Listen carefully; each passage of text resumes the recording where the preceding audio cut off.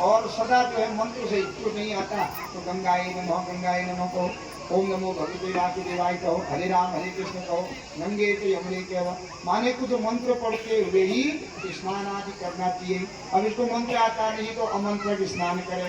पूजा पाठ आती नहीं है, वन में जो फल आदि मिल जावे उन्हीं से खा करके अपना जीवन व्यतीत करने लगा। जब 2-3 साल इसको व्यतीत हो गए, एक दिन ये अपनी कुटिया के बाहर बैठे थे तो क्या देखा इन्होंने, एक शिकारी वन में आया और एक शूकर नदी के किनारे कुछ भोजन आदि कर रहा था। उसने मारा बाण, अब वो बाण लग गया हिरणी के जो है शूकर के हाथ और हाथ के अंदर।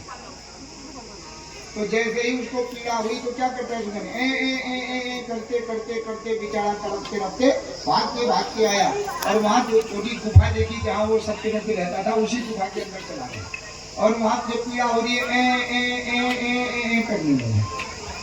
तो वो ए जब कर रहा है तो ढूंढते और इनको भी बड़ा बुरा लगा कि देखो इस बेचारे को पीड़ा हो गई। तो इनके मन में विचार आया कि जब कोई दुखी होता है तो दुख के समय में ए करना चाहिए, क्योंकि इनको इसको बाण लगा है शूकर को, ये ए कर रहा है, क्या पता ए करने से इसका दुख दूर हो जा रहा है। तो मैं भी तो दुखी हूँ, मेरे माता पिता ने मुझे त्याग किया है, कोई मुझे अपनाता नहीं है। तो ये भी एक वहीं पर बैठ करके बाहर क्या करने लगे, ए जब करने लगे। तो ए क्या है, ये एम जो है नवान मंत्र का पहला मंत्र है एम में से मोह हटा दिया तो क्या बच गया एम, अनुस्वार रहित मंत्र ए जपने लगे। तो भाव से जप रहे हैं कि उनके मन में विश्वास है कि ए जपने से जरूर जो है पीड़ा दूर हो जाती होगी, दुख दूर हो जाता होगा। तो वह जपने मात्र से इनकी वाणी खुल गई। इतने में ब्याज आया, ब्याज कहता है महाराज मैं जानता हूँ आपका नाम सत्यव्रत है, आप अपने माता पिता के द्वारा घर से निष्कासित किए गए हो, लेकिन आप सदा सत्य बोलते हो, आप कभी झूठ नहीं बोलते हो। इसलिए महाराज मेरे घर में बूढ़े माता पिता हैं, छोटे छोटे बच्चे हैं, 3 दिन से मुझे कोई शिकायत नहीं है। मैं किसी को जानवर को मार के इनको मांस को बेचता हूँ, उनसे जो धन मिलता है उसी से अपने परिवार का पूरा करता हूँ। इसलिए हे भगवान क्या आपने मेरे शूकर को देखा, मैंने उसको बाण मारा है, जानामि ते हम सुब्रतम प्रसिद्धम तेना यप्रच्छे मम बाण विद्धः सुधार्थितम में सकलम कुटुंबम विभर्तु कामोत्तिल आगतोसी। हे महाराज मैं आपको जानता हूँ, आप सत्यव्रत के नाम से प्रसिद्ध हैं। मेरे बाण के द्वारा एक शूकर घायल हुआ था, तुमने क्या वो देखा, क्योंकि सकलम कुटुंबम सुधार्थितम मेरा सारा परिवार 3 दिन से भूखा है। हे महाराज आप सत्य नहीं बोलोगे, मुझे बताओ कहाँ गया वो, तुमने देखा। तब विचार करते हैं अगर मैं सत्य बोलूं, हाँ यहाँ गया है, ये दूसरा बाण करके उसको मार देगा, वो तो मेरी समझ में आया होगा। और अगर मैं कहूँ कि नहीं मैंने नहीं देखा तो मुझे पाप लग जाएगा, मैंने असत्य कभी बोला नहीं, इस बेचारे का परिवार भूखा सोएगा आज भी। अब दुविधा हो गई ना, सत्य बोलते हैं तो शुकर का बच्चा मर जाएगा, और असत्य बोलते हैं तो उसका परिवार आज भी भूखा सोएगा।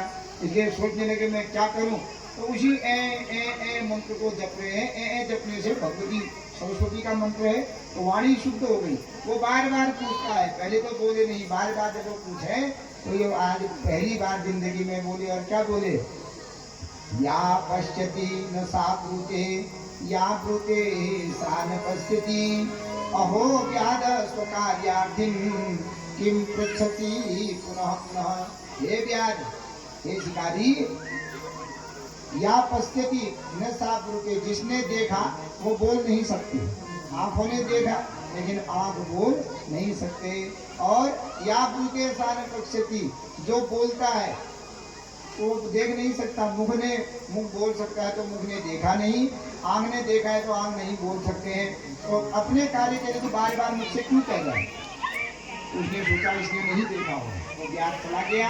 अभी वहां अंदर गए तो उसके बाण को निकाला, कुछ जो बन हल्दी आदि थी उसकी पीड़ा लगाई, तो दवा लगाई तो ये नीति कुटिया में वहीं पर रहने लगा। अब जब उसको चलने का प्रयास करा, पीड़ा हो रही है तो वो क्या कर रहे हैं? ए शुगर करता है ना, तो पीड़ा हो रही है तो ए कर रहे हैं।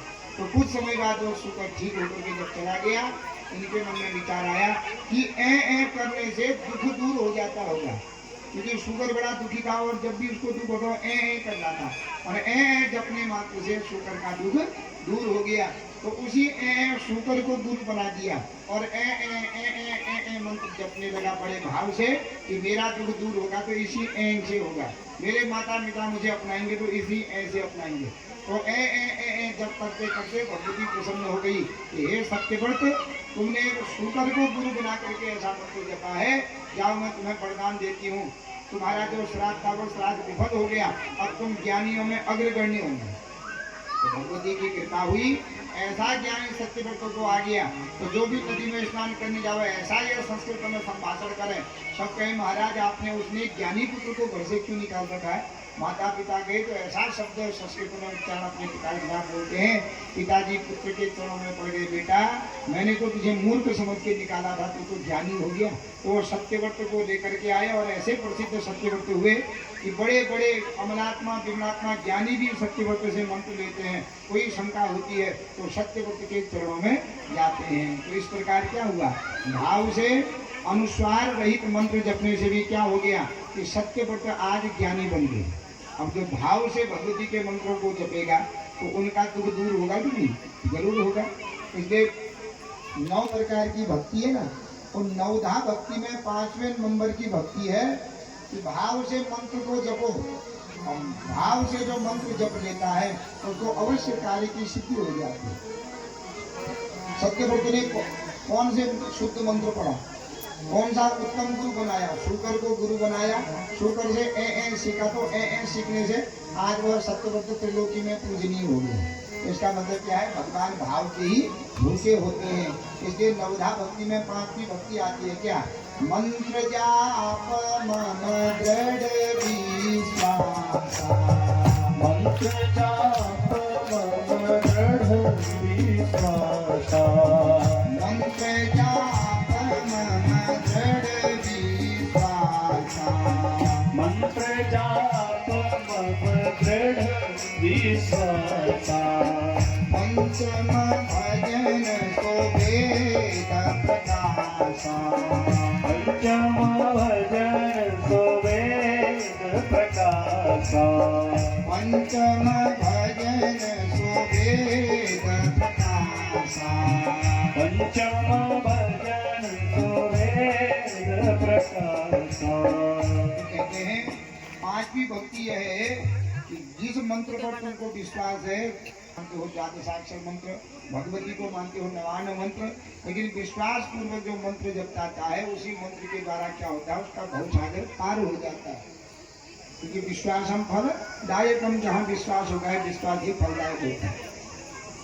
एक पंचम भजन सो वेद प्रकाश, पंचम भजन सो वेद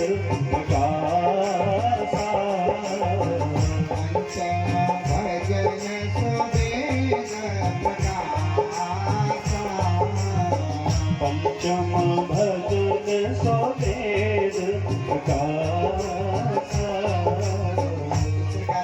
कौन से हैं आपने उन व्रतों के बारे में बतलाइए। तो व्यास व्यास जी कहने लगे, शृणुराजन प्रवक्ष्यामि नवरात्रम शुभम शरत्काले विशेषेण कर्तव्यम विधिपूर्वकम वसन्ते च प्रकर्तव्यम तथैव प्रेमपूर्वकम द्वाभूतु यमदृष्टाच्यो नूनम सर्वजनेषु वै। हे राजन, भगवती के जो प्रिय व्रत है उनको नवरात्र कहते हैं। भगवती के 9 अवतार हैं, इसलिए 9 रूपों में भगवती पृथ्वी पर स्वर्ग से 9 दिन तक पृथ्वी लोक पर आती है।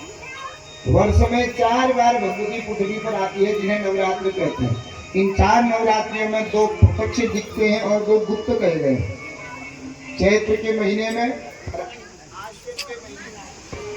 चैत्र और आश्विन के महीने में इनको प्रत्यक्ष कहा गया है, ये प्रत्यक्ष नवरात्र है। और आषाढ़ के महीने में और माघ के महीने में जो नवरात्रि होती है उनको गुप्त कहा जाता है। चैत्र शुक्ल प्रतिपदा से नवमी, आषाढ़ शुक्ल प्रतिपदा से नवमी, श्रावण आश्विन शुक्ल प्रतिपदा से नवमी और माघ शुक्ल प्रतिपदा से नवमी, तो 4 नवरात्रि है। हर 3-3 महीने बाद पृथ्वी देवी स्वर्ग से पृथ्वी लोक पर आते रहती है। क्यों? कि कोई बाधा में तो नहीं है, कोई शोक तो नहीं है, कोई दुख तो नहीं है, तो अपने भक्तों की रक्षा करने के लिए, धर्म की रक्षा करने के लिए, धर्म का नाश करने के लिए वह भगवती 9 दिनों तक पृथ्वी पर आकर के विचरण करती है, जिन्हें नवरात्र कहा जाता है। इन नवरात्रों का जो विधि पूर्वक व्रत करता है वह समस्त बाधाओं से मुक्त होकर के कामनाओं को पूर्ण करके भगवती के दिव्य धाम का अधिकारी हो जाता है। तो इनमें भी शरद काले विशेषतः शरदीय नवरात्र और बसंत नवरात्र ये विशेष श्रेष्ठ कर कहे गए हैं। चैत के महीने में, आश्विन के महीने में इन 2 तिथियों को कहा जाता है यम दृष्टा तिथि कही गई है, माने खूब रोग होता है आश्विन के महीने में भी, चैत के महीने में। चैत के महीने में बसंत ऋतु होती है, तो बसंत ऋतु में क्या होता है, मनुष्य के अंदर काम ज्यादा प्रकट होता है, तो काम के द्वारा मनुष्य दुष्कर्म करता है। इसलिए काम को मिटाने के लिए भगवती पृथ्वी लोक पर आती है। और दूसरा ये आश्विन के शरद ऋतु के नवरात्र हैं, इनमें काम ज्यादा होता है, माने खेती काम ज्यादा, तो ये कोई भी होता है तो इनमें भयंकर आंधी तूफान आदि ज्यादा आता है, तो भगवती उसका उत्पाद दूर करने के लिए पृथ्वी लोक पर आती है। तो इसलिए यम दृष्टा तिथि है, यम को दिखाने वाली, दुख देने वाली तिथियां हैं। तो विद्वान ज्ञानी को चाहिए कि वो शक्ति से संपन्न होकर चाहता है तो भगवती के व्रतों को करना चाहिए। तो महाराज क्या क्या करना चाहिए? तो कहा कि नवरात्रि आने से पहले दिन ही, अमावस्या के दिन ही किसी सरोवर में जावे, तालाब में जावे, नदी में जाकर के विधि पूर्वक स्नान आदि करें और घर में आकर के घर को गोमय आदि से लेप करके भगवती का मंडप बनाना चाहिए। सामर्थ्य है तो 8 प्रकार की मूर्ति कही गई है, सोने की, चांदी की, पंचधातु की, अष्टधातु की, पीतल की, तांबे की मूर्ति बनावे, नहीं है तो लकड़ी की बनावे, पत्थर की बनावे, कुछ नहीं है तो मिट्टी की मूर्ति बनावे, इतना भी नहीं है तो ये नारियल या सुपारी के ऊपर ही भगवती का विधि पूर्वक पूजन करना चाहिए।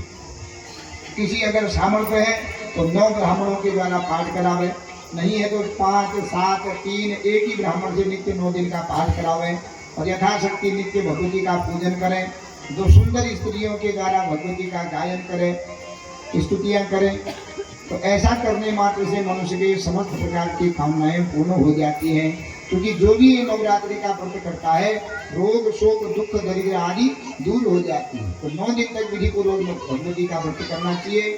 संध्या के समय में प्रसाद आदि बना करके कन्या पूजन करें नित्य, वो कन्या को भोग लगा करके भोजन आदि करना चाहिए।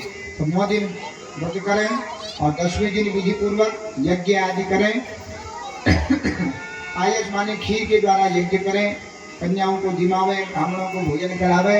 तो ऐसा करने मात्र से समस्त प्रकार की कामनाएं पूर्ण होती हैं। राजा ने पूछा, महाराज कन्या पूजन में कितनी कन्याएं होनी चाहिए, कितने वर्ष की होनी चाहिए, इसका भी कोई विधान है क्या? हाँ विधान है। हर कार्य जो है विधि और विधान से किया जाता है। विधि और विधान से किया हुआ कार्य कभी दुष्प्रभाव नहीं देता है और विधि विधान रहित जो कर्म है वो कभी शुभ प्रभाव नहीं देता है। इसलिए 2 साल से 10 साल की ही 9 कन्याएं होनी चाहिए। 1 साल की कन्या का पूजन नहीं करना चाहिए। क्यों? राजा परीक्षित कहता है, जन्मेजय कहते हैं, महाराज 1 साल की भी तो कन्या ही है और 11 साल की भी कन्या ही है। आप कह रहे हो कि 2 साल से 10 साल तक की कन्याओं का करना चाहिए, तो 1 साल की नहीं है क्या कन्या, 11 साल की नहीं है क्या कन्या? उनमें क्या दोष है? क्या उनमें भी दोष है? क्या दोष है? 1 वर्षान कर्तव्या 2 वर्षा या भवे कन्या पूजा विधो समीप परम ज्ञात भोगानाम गंधादीनाम च बालिका। 1 साल की जो कन्या है वो भोग को नहीं जानती है। खुर्शन खूब अल्लाह के खुर्शन वो रो जाए, लेकिन मृत्यु हो ये नहीं कर सकती है क्या?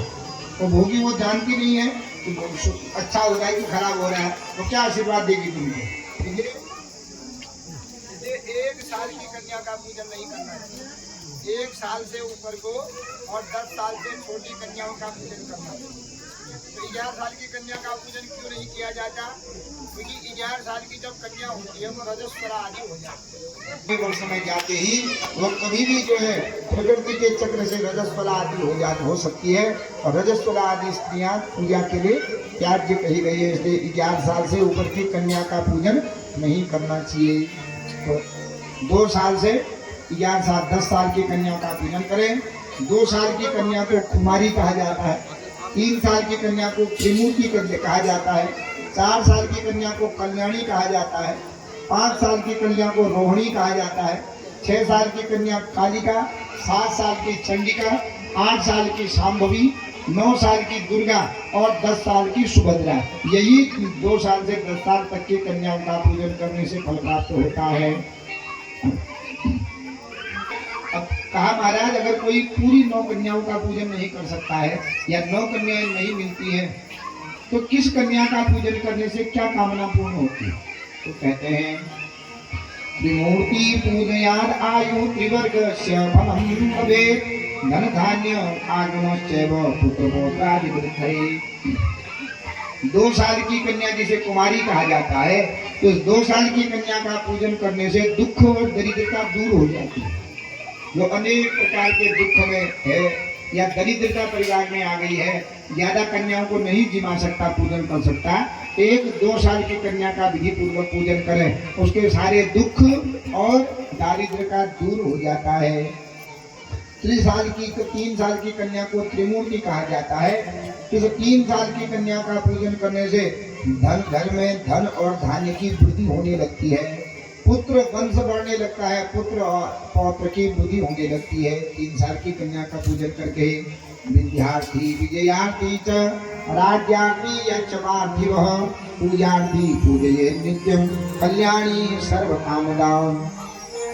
4 साल की जो कल्याणी नाम की कन्या है उसका पूजन करने से करे कल्याणी का विद्यार्थी विद्या को प्राप्ति हो जाती है। और कोई युद्ध कर रहा है, कोई मुकदमा चल रहा है, जीत नहीं पा रहा है, तो 4 साल की कन्या का पूजन करने से उसको कोर्ट कचहरी आदि मामलों में विजय की प्राप्ति हो जाती है।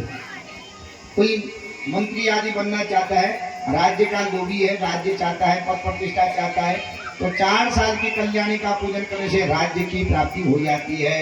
सुखार्थी सुख की प्राप्ति होती है जो 4 साल की कल्याणी का पूजन कर लेता है। कालिकाम शत्रुनाशार्थम पूजये भक्ति पूर्वकम ऐश्वर्य धन कामश्च चंडिकाम प्रति पूजये। कहा जिसके जीवन में बहुत शत्रु हो गए, घर में शत्रु, बाहर शत्रु, इधर शत्रु, उधर शत्रु, हर जगह अपयश मिल रहा है और अपने काम क्रोध आदि शत्रु बढ़ गए हैं, तो उसको क्या करें? उसको 6 साल की कालिका का पूजन करना चाहिए। 6 साल की कन्या को कालिका कहा जाता है। तो 6 साल की कन्या का पूजन करने से क्या होता है? उसका जो है शत्रु आदि सब धीरे धीरे उसके शत्रु आदि दूर होते जाते हैं। और भयंकर रोग लग गया है, अनेक प्रकार का जो है मृत्यु भय बना हुआ है, तो उसको भी 6 साल की कल्याण कालिका का पूजन करना चाहिए। क्योंकि कालिका का पूजन करने से क्या होता है? काल विनाशिनी काली, वो काल का विनाशन करने वाली है। तो 6 साल की कन्या का पूजन करने से समस्त प्रकार के रोग शोक अल्प मृत्यु का भय नहीं बना रहता है। 7 साल की जो चंडिका है कन्या, उसका पूजन करने से ऐश्वर्य और धन की प्राप्ति होती है। समाज में जहाँ जाओगे वहाँ यश मिलेगा, जहाँ जाओगे वहाँ से धन की प्राप्ति हो जाएगी। इसलिए 7 साल की कन्या का पूजन करना चाहिए। पूजयेत् शाम्भवीं नित्यं नृपः सम्मोहनाय च दुःख दारिद्र्य नाशाय संग्रामे विजयाय च। शाम्भवी है, उसका पूजन करने मात्र से मनुष्य सारे संसार को अपने वश में कर लेता है। तो 8 साल की कन्या का नित्य सेवन पूजन कर लेता है तो सारी प्रजा उसके वश में हो जाती है और जहाँ जावे उसके यश ही यश मिलता है, उसको कभी दुख नहीं होता। कभी दारिद्र्य आदि नहीं लिखती। कोई उसके लड़ाई होगी जाएगी, पहले तो होगी नहीं, हो भी गई तो उसकी जय हो जाती है। संग्रामे विजयाय, लड़ाई आदि में उसकी विजय हो जाती है।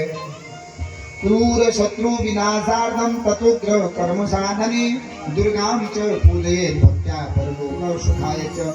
9 साल की कन्या को दुर्गा कहा जाता है, और जो दुर्गति को प्राप्त हो गया है उसको 9 साल की दुर्गा का पूजन करना चाहिए। क्योंकि दुर्गा का पूजन करने से, दुर्गा का नाम लेने मात्र से ही क्या हो गया, दुर्गा माने दुर्गति नाशिनी दुर्गा, तो दुर्गतियों का नाश करती है। तो 9 साल की कन्या दुर्गति है, उनका पूजन करने से कभी उसकी दुर्गति आदि नहीं होती है। कोई प्राण नहीं जा रहे हैं, बड़ा सड़ रहा है, बिस्तर में मृत्यु नहीं हो रही है, अनेक उपाय करने पर भी, तो उसके हाथ से 9 साल की कन्या का विधिपूर्वक पूजन करो। यथाशक्ति वो दुर्गा दुर्गा स्मरण करे, तो वो करने मात्र से उसकी दुर्गति नहीं होती, उसकी सदगति आदि हो जाती है।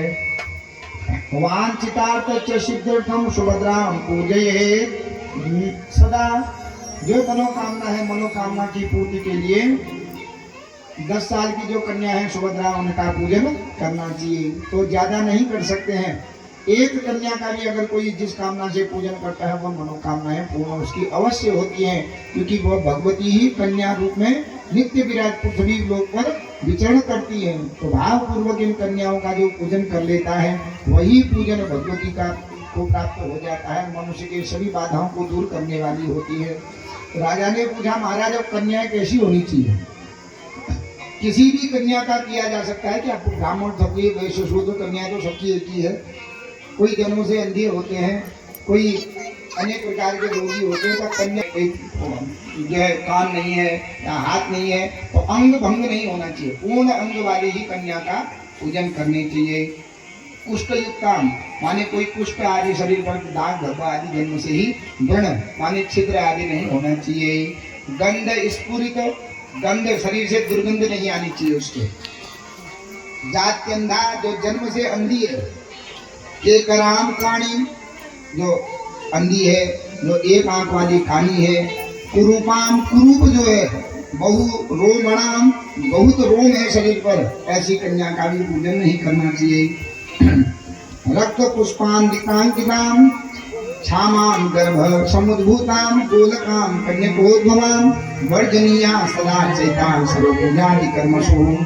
जो कन्या अवस्था में ही, अपनी माँ की कन्या अवस्था में ही उत्पन्न हो गई है, माने विवाह से पूर्व जो कन्या हो गई है, उसका वो पूजन नहीं करना चाहिए। उसका पूजन करने से नरक आदि की प्राप्ति होती है। और वर्जनीया सदा चैता, गोलक, गोलक कहते हैं अपने पिता को छोड़ करके जो दूसरे के द्वारा उत्पन्न हुई है कन्या, उसका भी पूजन करने से लाभ नहीं होता है। अगर कन्या पूजन कर रहा है तो ब्राह्मणेर ब्राह्मणा किएगा, ब्राह्मण को केवल ब्राह्मण की ही कन्याओं का पूजन करना चाहिए, क्षत्रिय आदि की कन्याओं का पूजन ब्राह्मण न करे। अब आदि में चलन बहुत उपनाम में, अरे हमने तो कन्या में भेद नहीं करना चाहिए, ये शास्त्र है, आपको अपने से नहीं कह रहा हूँ। आदमी कहते ना कि ऐसा नहीं कहना चाहिए करके, लेकिन ब्राह्मण कन्या पूजन कर रहा है तो ब्राह्मण की ही कन्या का करे। क्षत्रिय आदियों की कन्या को ब्राह्मण का जो है पूजन नहीं कर सकता ब्राह्मण। क्यों? क्षत्रिय के पाँव ब्राह्मण कैसे धोएगा? हो सकता है क्या? अगर ब्राह्मण क्षत्रिय के पाँव धोता है तो पितृ नरक में चले जाते हैं। इसलिए जो विवाह आदि की परंपरा है, तो विवाह हो गया, ब्राह्मण अगर क्षत्रिय को अपनी कन्या दे रहा है और क्षत्रिय के पाँव धोता है तो स्वर्ग के पितर भी नरक चले जाते हैं। इसलिए अपनी गोत्र अपनी कुल आदि किया जा सकता है। क्षत्रिय ब्राह्मण के पाँव धो सकता है, लेकिन ब्राह्मण कभी क्षत्रिय के पाँव धो सकता है क्या? नहीं धो सकता है। अब आजकल तो सब इस बात को छोड़ दिया है। तो इसलिए ब्राह्मण अगर कन्या पूजन करे तो केवल ब्राह्मण की ही कन्याओं का करे। कम हो जाती है तो जितनी मिल रही है उतनी करें, लेकिन क्षत्रिय आदियों की कन्या का वर्णन पाँव धोएगा तो उसको पुण्य नहीं मिलेगा, उसका पाँव ही हो जाता है।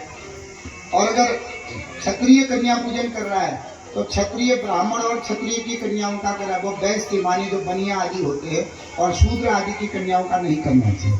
और अगर वैश्य जो बनिया होते हैं कि ब्राह्मण क्षत्रिय वैश्य की कन्या का पूजन करे, मानिए अपने कुल से, अपने से जो भगवान ने बनाए हुए जो 4 वर्ण है ब्राह्मण क्षत्रिय वैश्य शूद्र, तो अपने से नीचे वाले वर्ण की कन्याओं का पूजन वर्जित आ गया है।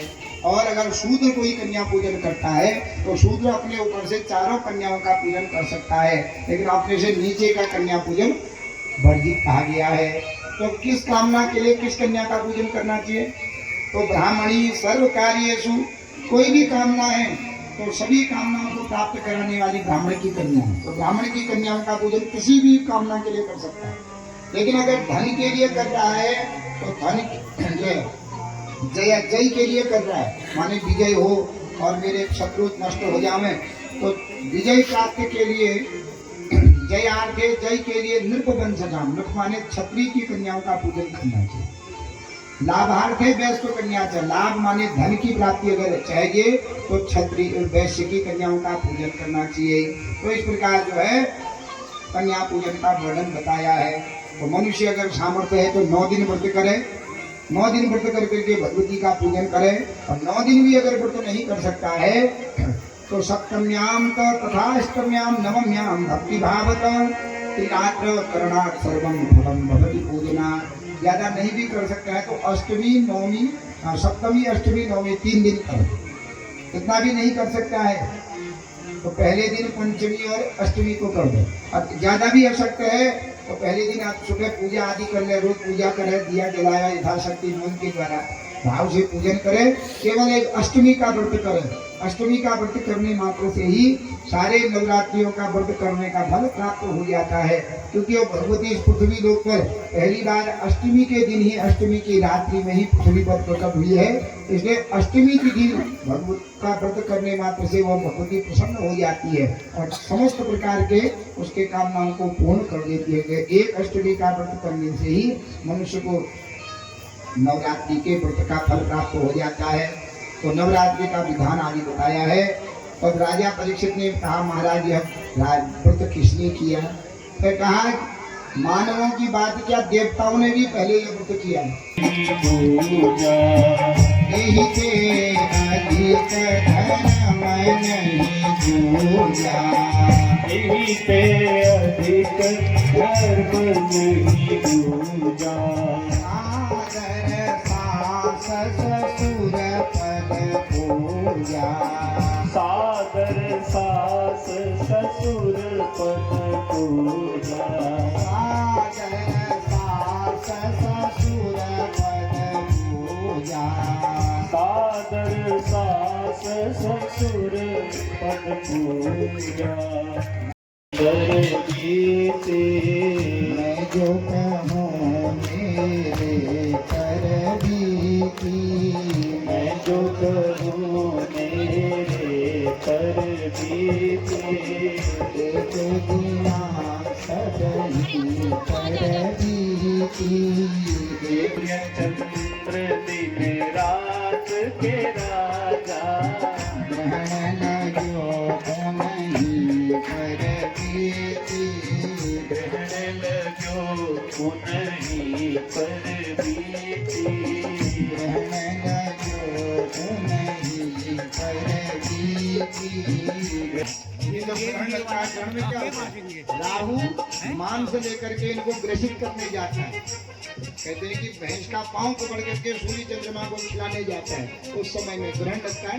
अभी ग्रहण में देवताओं का जप करने से देवताओं को बल मिलता है। इसलिए ग्रहण समय में सोना नहीं चाहिए, खाना नहीं चाहिए, न बनाए ग्रहण है। ग्रहण के समय में दूषित हो जाता है वो, इसलिए वो दूषित करने जाता है तो वो सारे जगत को प्रकाशित करते हैं। ग्रहण उनको दूषित करता है, क्या बीतती होगी उन पर? हम सोचते हैं हमारे पर ही बीतती है, उनको भी बीतती है सूर्य चंद्रमा पर। इसलिए द्रौपदी के 5 पति थे, द्रौपदी के 5 पति थे,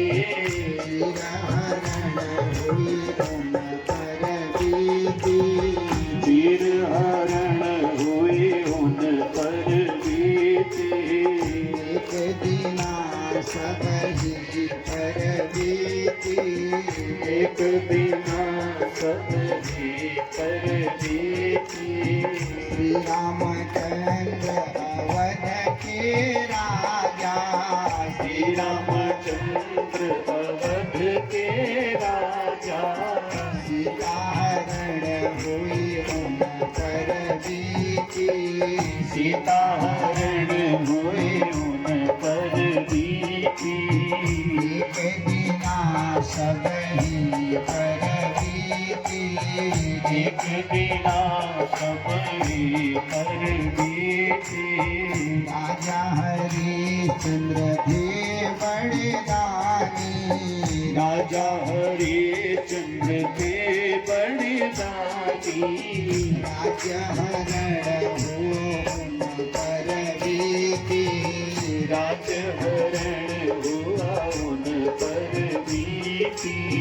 राज्य हरण हो उन पर बीती। राज्य हरण भयो उन पर बीती। क्या है संसार में एक दिन सब पर बीतती है। संसार है, रामचंद्र जी पूरे सबका दुख दूर करते हैं, अपना दुख दूर कहाँ कर पाए। घर बार छोड़ के वन में गए, वहां भी रहते, सीता का हरण हुआ। सीता का हरण होकर के जो है सीता को लेकर के रावण को मार करके आए, तो एक धोबी के कहने पर सीता का त्याग करना पड़ा। तो राम जी का जीवन रहा सुख में नहीं रहा।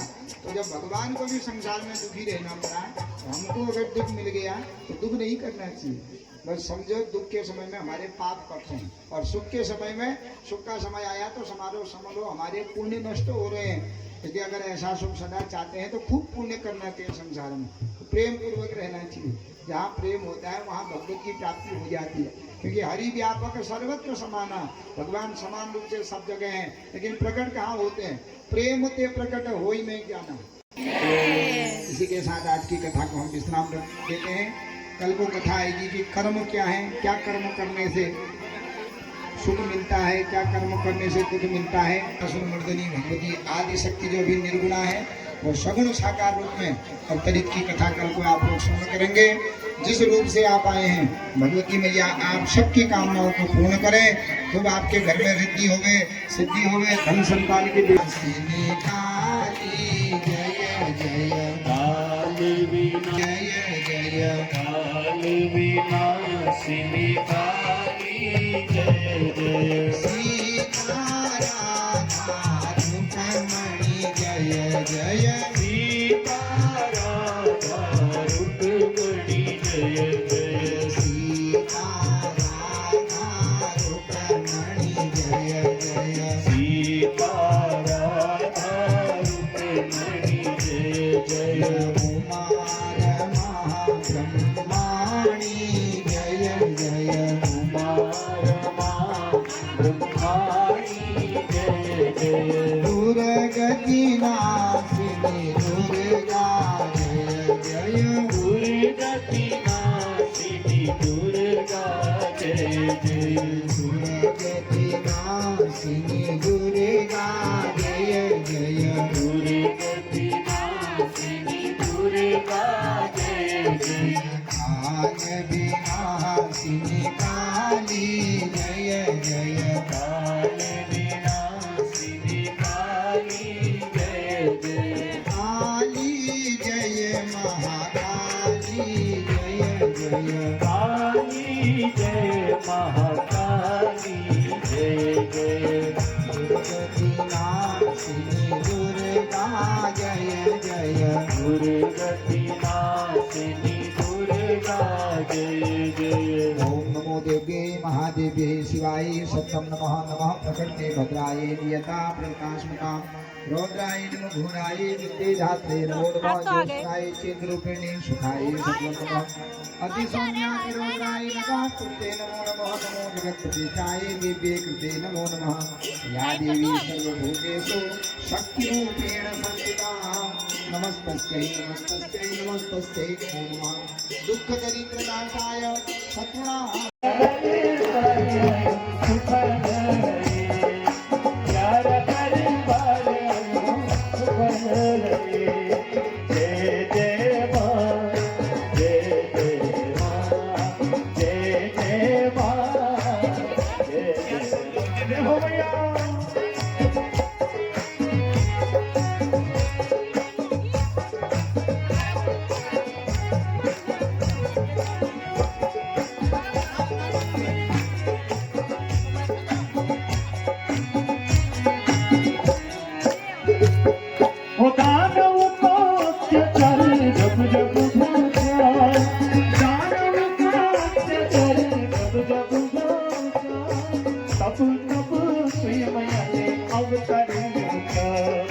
तब तब मैंने अवतार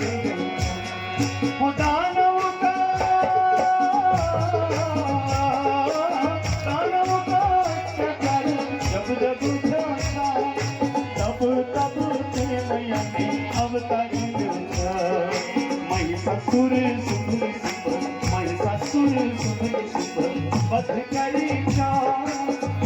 करीचा प्यार दरबार आयूं सुख लहे प्यार दरबार आयूं सुख लहे मैया देवी भगवती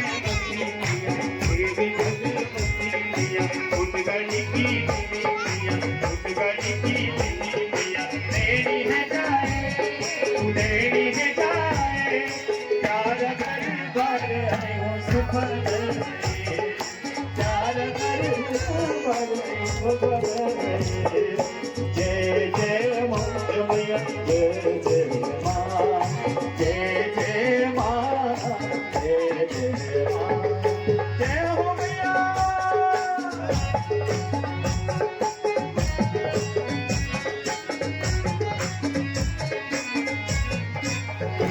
एक नाच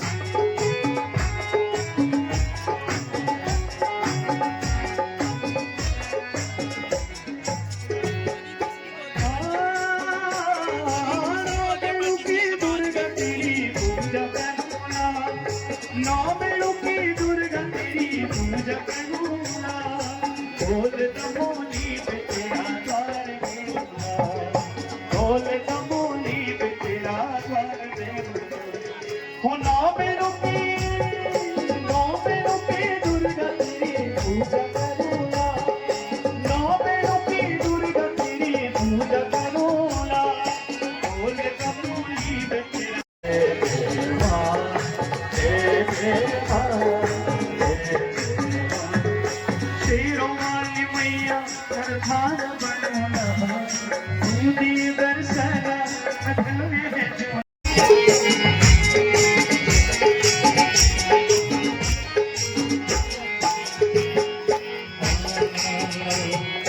सोना सिंगार पिया ते कड़ी चढ़ूना सोना सिंगार पिया ते कड़ी चढ़ूना दिया धूप बाती माथे कड़ी चढ़ूना दिया धूप बाती माथे कड़ी चढ़ूना तो चाहे रे मैया तुझ प्रीत करूना चाहे रे मैया तुझ प्रीत करूना छोलिया छोलिया छोलिया छोलिया बाजार छुलिया बजा लो लखमाना चुला ठुमा ठुमा ठुमा ठुमा ठुमा ठुमा नचोला ठुमा ठुमा ठुमा ठुमा ठुमा ठुमा नचोला नचोला नचोला नचोला छुलिया बजा लो लखमाना चुला छुलिया बजा लो लखमाना चुला